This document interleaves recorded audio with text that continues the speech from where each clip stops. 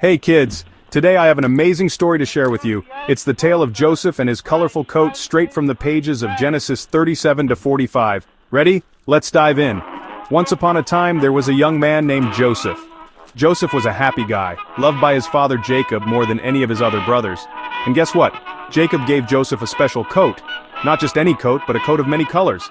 Can you imagine how beautiful that must have been? It was like wearing a rainbow.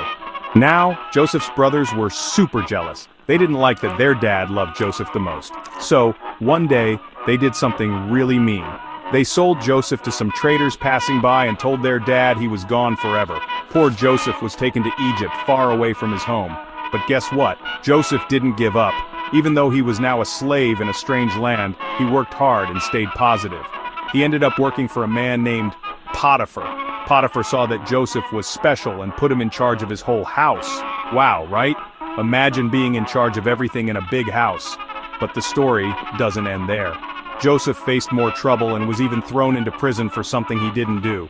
But Joseph kept his faith and always trusted in God. In prison, Joseph met two men who had strange dreams. Joseph had a special gift. He could understand dreams. He helped the men understand their dreams. And later, when Pharaoh, the ruler of Egypt, had a confusing dream, Joseph was called to help. Joseph explained Pharaoh's dreams and told him that Egypt would have 7 good years with lots of food, followed by 7 bad years of famine.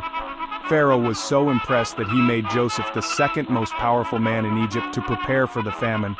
When the bad years came, people from all over came to Egypt to get food, including Joseph's brothers. They didn't recognize him at first, but Joseph knew them. Even though they had been mean to him, Joseph forgave his brothers. He told them who he was and invited his whole family to live with him in Egypt.